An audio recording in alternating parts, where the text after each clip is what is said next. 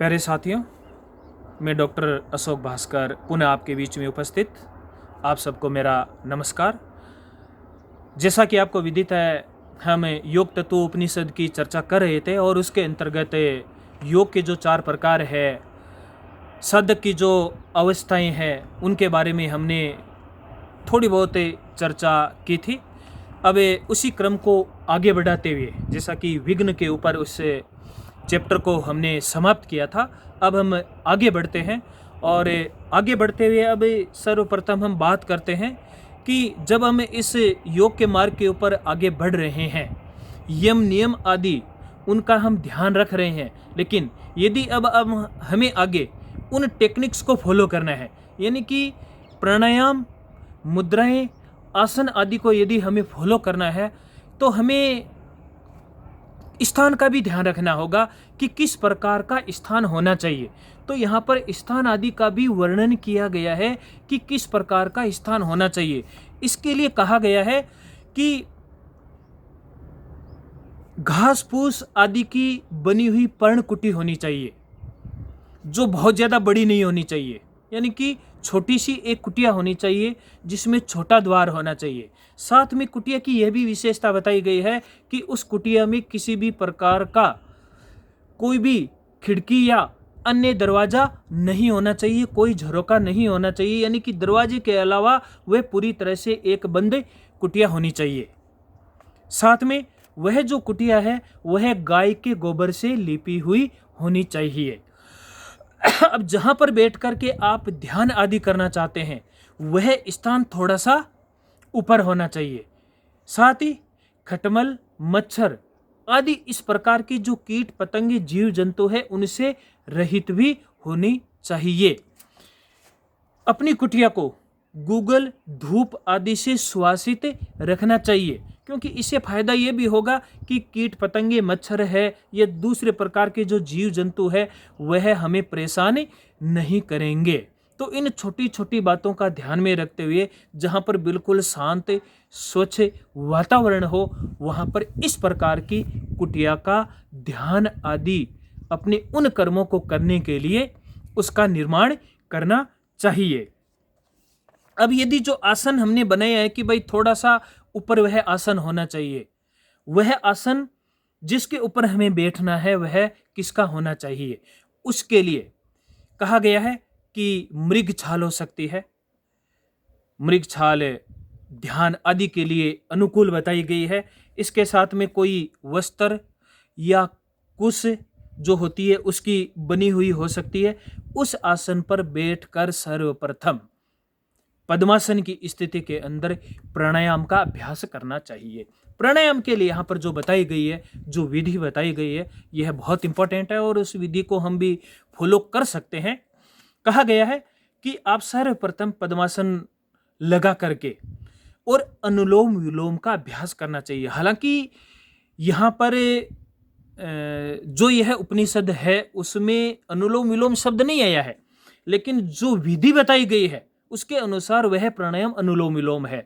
और यहाँ पर यह कहा गया है कि सबसे पहले आप बिल्कुल सीधे बैठे, यानी कि आपकी जो गर्दन है, आपकी जो कमर है, वह बिल्कुल सीधे रहने चाहिए, यानी कि मेरुदंड आपका बिल्कुल स्ट्रेट होना चाहिए। और वैसे भी पद्मासन एक ऐसा ध्यानासन है जिसमें मेरुदंड जो होता है, गर्दन जो होती है, वह सीधी बनी रहती है। यदि धीरे धीरे साधक यूं झुक भी जाता है तो पद्मासन उसको अलर्ट करता है, उसका मेरुदंड और उसकी जो गर्दन है उसको बिल्कुल सीधा करता है। और जो हम आलती पालती मार के बैठते हैं, जिसको हम सुखासन बोलते हैं, इस सुखासन में जब भी व्यक्ति बैठता है वह धीरे धीरे क्या होता है, वह कुड़ता जाता है और वह नीचे की ओर झुक जाता है। इसलिए पद्मासन, सिद्धासन आदि इन आसनों का अभ्यास के लिए इनका प्रयोग करना चाहिए। तो सबसे पहले हम पद्मासन में सीधे बैठें और हाथ जोड़कर जो भी आपका इष्ट है, आप उस इष्ट को क्या करें, उसको आप प्रणाम करें। और प्रणाम करके कुंभक के साथ में, अब जो हम प्रयोग करेंगे वह कुंभक के साथ में हम करेंगे। और यह जो प्राणायाम है हमें ईड़ा नाड़ी से शुरू करना है। अब जो हमारी नाड़ियां हैं, मुख्य 3 प्रकार की नाड़ियां हम सभी जानते हैं, जिनको प्रधान नाड़ियां बोलते हैं। वो नाड़ियाँ कौन सी है?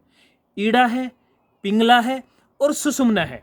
और इस उपनिषद में भी आगे हम पढ़ेंगे कि जो यह प्राण है, प्राण को यहाँ पर वायु कहा गया है, उस वायु को निरंतर अभ्यास करते हुए सुषुम्ना के अंदर उसको प्रवेश करवाना है। तो जो यह प्राणायाम, यहाँ पर जो प्राणायाम बताया गया है, कहा गया है कि हमें ईड़ा नाड़ी से उसको प्रारंभ करना है। अब जैसा कि हम सभी जानते हैं, जो दो नोस्ट्रल है हमारे, लेफ्ट और राइट, ये दोनों ईड़ा और पिंगला है, यानी कि एक सूर्य स्वर है और दूसरा चंद्र स्वर है। हम सभी जानते हैं कि जो हमारी पिंगला नाड़ी है वह सूर्य स्वर है और जो हमारी ईड़ा नाड़ी है वह हमारा चंद्र स्वर है। और या और सरल शब्दों में आपको यदि मैं कहूं तो जो हमारा लेफ्ट राइट, दायां और बायां है, उसके अंदर जो बायां स्वर है वह ईड़ा है और जो दायां स्वर है वह पिंगला है। तो हमें शुरुआत किससे करनी है? हमें ईड़ा से करनी है। अब करना क्या है इसके अंदर? धीरे धीरे ईड़ा से हमें क्या करना है? श्वास को लेना है। यानी कि हमारा जो ये बायां स्वर है, धीरे धीरे इसे श्वास को हमने लिया और उसके बाद में हमने क्या किया? अंदर उसको रोक लिया। अंदर रोकना कुंभक, लेना क्या हुआ? पूरक। पूरक करते हुए श्वास को अंदर रोकना है। उसके बाद में धीरे धीरे हमें क्या करना है? जो हमारा पिंगला है, दायां स्वर है, उससे उस श्वास को बाहर निकाल देना है। पुनः आपको क्या करना है? कुंभक लगाना है। अब होगा बाह्य कुंभक। उसके बाद में पुनः आपको क्या करना है? धीरे धीरे उसी से, यानी कि जो हमने छोड़ा है, पिंगला से श्वास को लेना है, फिर आंतरिक कुंभक यानी श्वास को अंदर रोक देना है। उसके बाद में पुनः क्या करना है? श्वास को बाहर निकालना है। किस से? ईड़ा से निकालना है। यह एक आवृत्ति हो जाती है। प्राय जो हम अनुलोम विलोम जो प्राणायाम करते हैं और उसको हम एक आवृत्ति कहते हैं। यानी कि हमने बाएं से लिया, अंदर रोका, दाएं से छोड़ा, फिर बाहर रोका, फिर दाएं से लिया, अंदर रोका, फिर बाएं से छोड़ा। तो यह एक आवृत्ति हो गई है। इसको एक मात्रा कहा गया है। और कहा गया कि ये एक मात्रा कितनी होती है? कि जो हमारा जानू यानी कि जो घुटना है, उस घुटना से हाथ से प्रदक्षिणा करके और एक जो चुटकी बजाई जाती है उसको एक मात्रा कहा गया है।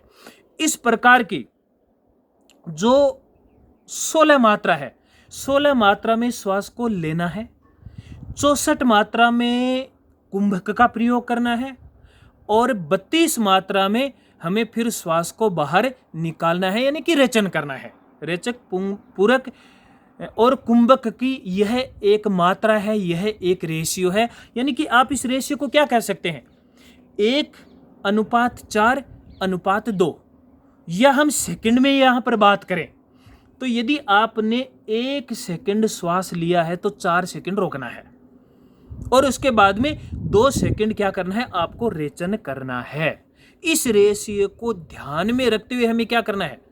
इसका अभ्यास करना है और इस निरंतरता को हमें बढ़ाते रहना है। इस प्रकार से यह विधि इस उपनिषद के अंदर बताई गई है और यह एक बड़ी ही आदर्श है, जिसको बोलते हैं ना कि एक आइडियल प्रैक्टिस प्राणायाम के लिए यह है, जिसका हम घर बैठे भी इसका अभ्यास कर सकते हैं और बहुत सारे इसके हमें फायदे ले सकते हैं।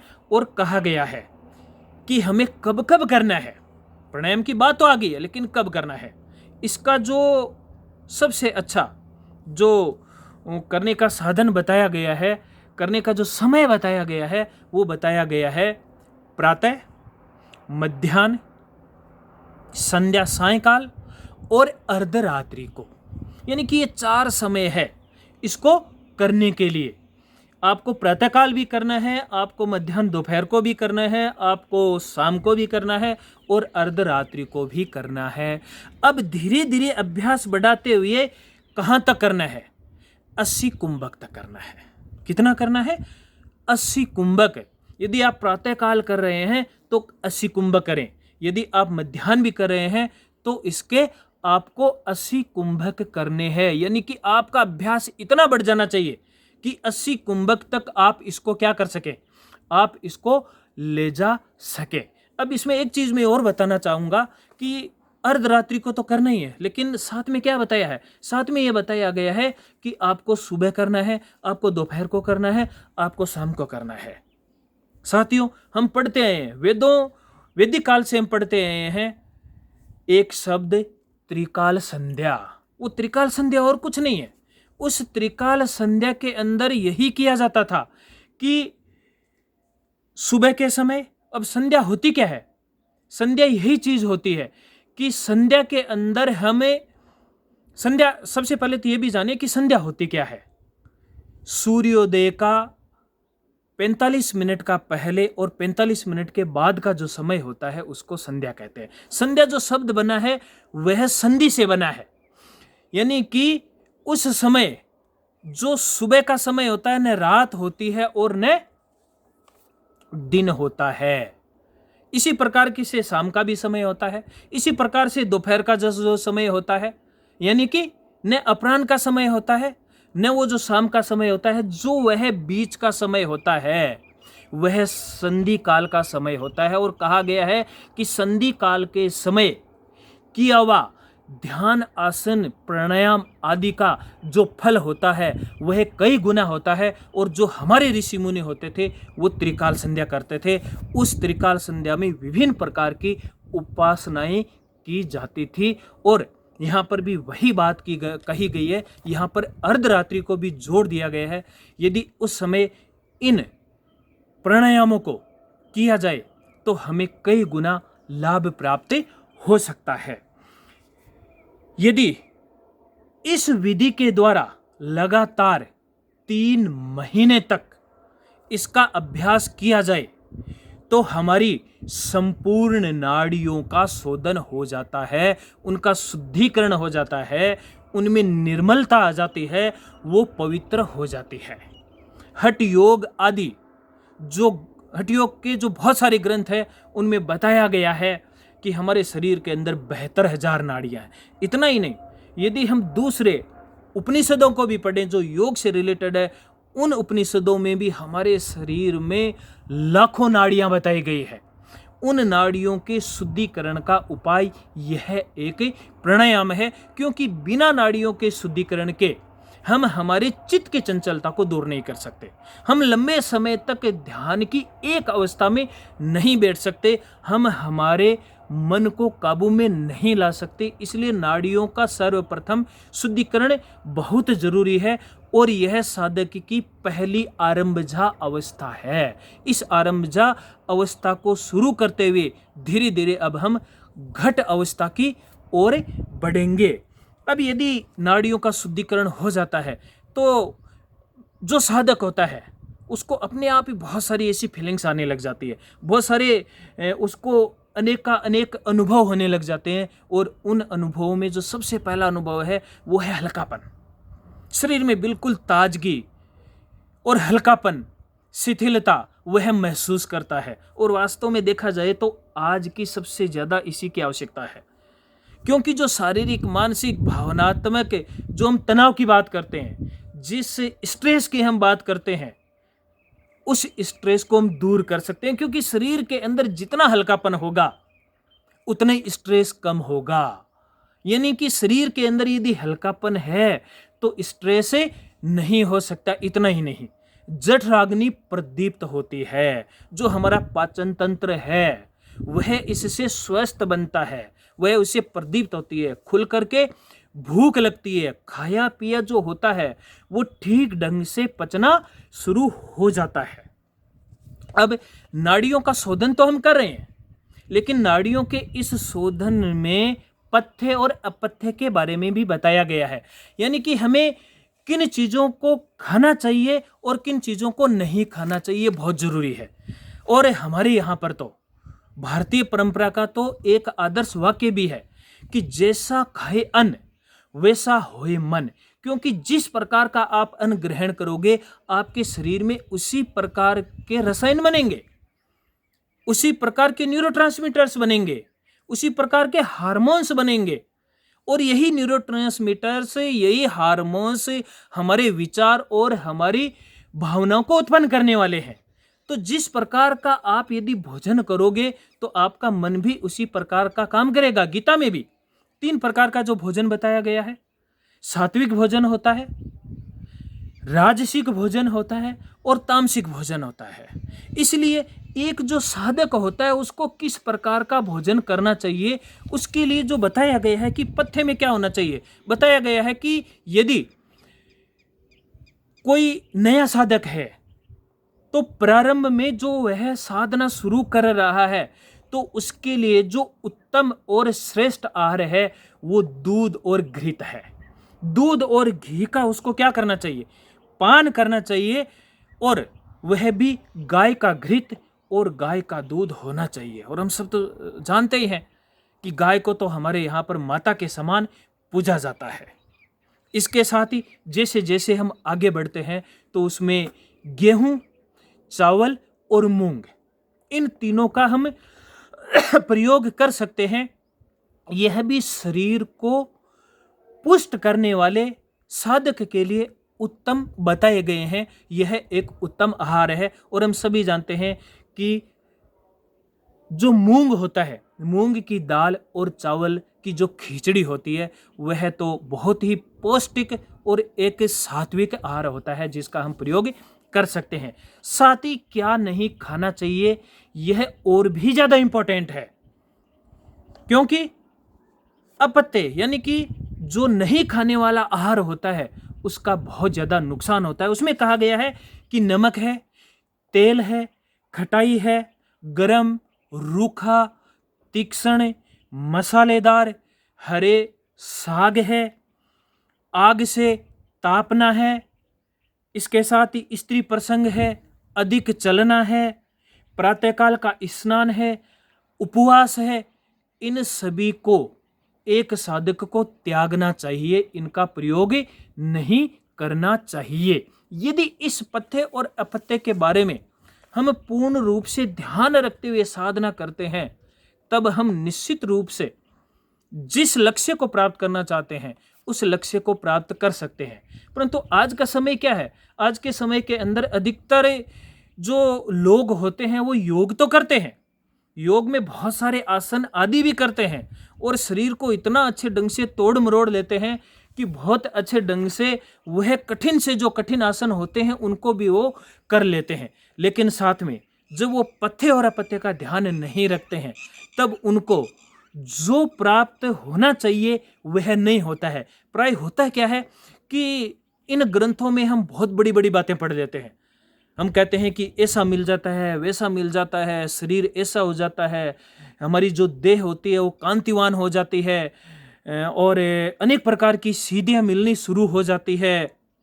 लेकिन साधक जब इस मार्ग पे बढ़ता है लेकिन जब नहीं मिल पाता है तब वह हताश और निराश हो जाता है। उसके पीछे कारण यह है कि जितनी भी अभी जो बातें बताई गई है उनका जब ध्यान नहीं रखा जाता है तब हमें वह प्राप्त नहीं होता है जो हम प्राप्त करना चाहते हैं। एक तरफ से तो हम कहते हैं कि हम मोटापा कम करना चाहते हैं, हम आसन कर रहे हैं, प्राणायाम कर रहे हैं, हम डेली घूमने जा रहे हैं, लेकिन फिर भी हम जो तामसिक भोजन होता है या जो राजसिक भोजन होता है, गरिष्ठ जो भोजन होता है, तला भुना जो भोजन होता है, गरम मसाले युक्त जो भोजन होता है, उस भोजन को हम छोड़ नहीं पाते हैं। जब उसको हम छोड़ नहीं पाते हैं तब हमें जो आशानुरूप परिणाम जो होता है वह हमें नहीं मिल पाता है। आयुर्वेद में भी कहा गया है और आयुर्वेद में तो यहाँ तक आ गया है कि औषधि इतनी काम नहीं करती है जितना कि पथ्य और अपथ्य काम करता है। यानी कि रोग विशेष में क्या खाना चाहिए और क्या नहीं खाना चाहिए, तो वही बात यहाँ पर इस योग में भी लागू होती है कि हमें क्या खाना चाहिए और क्या नहीं खाना चाहिए। तो प्रिय मित्रों, अभी हमने बहुत सारी इन चीज़ों को जाना और बहुत ही इम्पोर्टेंट जो चीज़ थी वो थी प्राणायाम की जो विधि थी उसको हमने जाना। और निश्चित रूप से जब हम इसका प्रयोग करेंगे इन सभी बातों को ध्यान में रखते हुए तब हम भी बहुत सारी जो योग के जो फायदे हैं, जो लाभ है, उनको हम प्राप्त करेंगे। तो अभी इस क्लास को हम यहीं विराम देते हैं। आप सभी को नमस्कार।